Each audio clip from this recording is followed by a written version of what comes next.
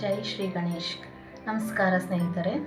ಇವತ್ತು ನಾನು ನೇರಳೆ ಹಣ್ಣು ನಮ್ಮ ದೇಹಕ್ಕೆ, ನಮ್ಮ ಆರೋಗ್ಯಕ್ಕೆ ಯಾವ ರೀತಿ ಉಪಯೋಗ, ಈ ಹಣ್ಣು ಏನೆಲ್ಲ ಪ್ರಯೋಜನ, ನಾವು ತಿನ್ನೋದ್ರಿಂದ ಏನೆಲ್ಲ ಪ್ರಯೋಜನ ಆಗುತ್ತೆ ಅನ್ನೋದನ್ನು ನಾನು ಇವಾಗ ನಿಮಗೆ ಹೇಳ್ತಾ ಇದ್ದೀನಿ. ಮೊದಲನೇದಾಗಿ ಈ ಹಣ್ಣು ನಮಗೆ ಸಿಗೋದು ಸಾಮಾನ್ಯವಾಗಿ ಜೂನ್ ಜುಲೈ ಸೀಸನಲ್ಲಿ ಇದು ನಮಗೆ ಹೆಚ್ಚು ಜಾಸ್ತಿ ಸಿಗುತ್ತೆ ಈ ಹಣ್ಣು. ಆ ಟೈಮಲ್ಲಿ ಈ ಹಣ್ಣನ್ನು ನೀವು ಎಲ್ಲೇ ಸಿಕ್ಕಿದ್ರೂ ಕೂಡ ಯೂಸ್ ಮಾಡ್ಕೊಳ್ಳಿ, ಯಾವುದೇ ಕಾರಣಕ್ಕೂ ಇದನ್ನು ಮಿಸ್ ಮಾಡ್ಕೊಳ್ಬೇಡಿ. ಇದು ನಮ್ಮ ದೇಹಕ್ಕೆ ಏನೆಲ್ಲ ಉಪಯೋಗ ಮಾಡುತ್ತೆ ಅಂತಂದರೆ, ಫಸ್ಟು ಇದನ್ನು ತಿನ್ನೋದ್ರಿಂದ ರೋಗ ನಿರೋಧಕ ಶಕ್ತಿ ಹೆಚ್ಚಾಗುತ್ತೆ, ಮತ್ತು ಮೂಳೆ ಕೂಡ ಸ್ಟ್ರಾಂಗ್ ಆಗುತ್ತೆ. ಇದು ಬ್ಲಡ್ ಪ್ಯೂರಿಫೈ ಮಾಡುತ್ತೆ. ಈ ಹಣ್ಣು ಏನು ಮಾಡುತ್ತೆ, ಬ್ಲಡ್ ಪ್ಯೂರಿಫೈ ಮಾಡುತ್ತೆ, ಮತ್ತು ಬ್ಲಡ್ಡಲ್ಲಿ ಹಿಮೋಗ್ಲೋಬಿನ್ ಅಂಶನೂ ಕೂಡ ಇದು ಹೆಚ್ಚು ಮಾಡುತ್ತೆ.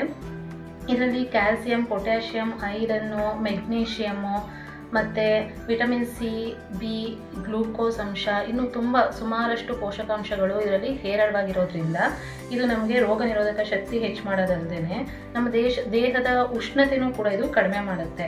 ಮತ್ತು ಇದನ್ನು ನಾವು ಆಗಾಗ ಸೇವನೆ ಮಾಡೋದ್ರಿಂದ ನಮಗೆ ಅಜೀರ್ಣ ಸಮಸ್ಯೆನೂ ಆಗೋದಿಲ್ಲ, ಮತ್ತು ನಮ್ಮ ಚರ್ಮ ಸುಕ್ಕಟ್ಟೋದು ಕೂಡ ತಪ್ಪುತ್ತೆ.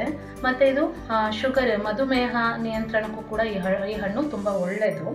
ಇದರಲ್ಲಿ ಒಳ್ಳೆ ಬ್ಯಾಕ್ಟೀರಿಯಾಗಳಿರೋದ್ರಿಂದ ಹಲ್ಲುಗಳು ಕೂಡ ತುಂಬ ಸ್ಟ್ರಾಂಗ್ ಆಗುತ್ತೆ. ಹಲ್ಲುಗಳ ಆರೋಗ್ಯಕ್ಕೂ ಇದು ಒಳ್ಳೆಯದು. ಬಟ್ ಇದು ಖಾಲಿ ಹೊಟ್ಟೆಲಿ ಇದನ್ನು ತಿನ್ನಬಾರ್ದು ಅಂತ ಹೇಳ್ತಾರೆ ಸ್ನೇಹಿತರೆ. ಇದನ್ನು ಖಾಲಿ ಹೊಟ್ಟೆಲಿ ತಿನ್ನಬಾರ್ದು. ಮತ್ತು ತಿನ್ನೋಕ್ಕೂ 1 ಅವರ್ ಮುಂಚೆ ಮತ್ತು ತಿಂದು 1 ಅವರ್ ಎರಡು ಟೈಮಲ್ಲೂ ನೀವು ಹಾಲನ್ನ ಕುಡಿಬಾರ್ದು ಅಂತ ಈ ಆಯುರ್ವೇದಿಕಲ್ಲಿ ಹೇಳ್ತಾರೆ. ಈ ನೇರಳೆ ಹಣ್ಣನ್ನು ನೀವು ಜ್ಯೂಸ್ ಮಾಡಿಕೊಂಡು ಕುಡಿಬೋದು. ಮತ್ತು ನೇರಳೆ ಹಣ್ಣಿಂದು ವೈನ್ ಕೂಡ ಮಾಡ್ತಾರೆ. ಆ ವೈನ್ನ ನೀವು ಮಾಡಿಟ್ಕೊಂಡು ಲಾಂಗ್ ಟೈಮ್ ಯೂಸ್ ಮಾಡ್ಬೋದು. ಸಾಮಾನ್ಯವಾಗಿ ಇದನ್ನು ಉಪ್ಪು ಖಾರ ಹಾಕ್ಕೊಂಡು ನೆನೆಸ್ಕೊಂಡು ತಿಂತಾರೆ. ಹಣ್ಣು ಹಾಗೆ ತಿಂದರೂ ರುಚಿಯಾಗಿರುತ್ತೆ, ಜ್ಯೂಸ್ ಮಾಡ್ಕೊಂಡು ತಿಂದರೂ ಕುಡಿದ್ರೂ ಚೆನ್ನಾಗಿರುತ್ತೆ. ಇದು ಯಾವ ಕಾರಣಕ್ಕೂ ಈ ಹಣ್ಣನ್ನು ಮಾತ್ರ ಮಿಸ್ ಮಾಡ್ಕೊಳಕ್ಕೆ ಹೋಗ್ಬೇಡಿ ಸ್ನೇಹಿತರೆ.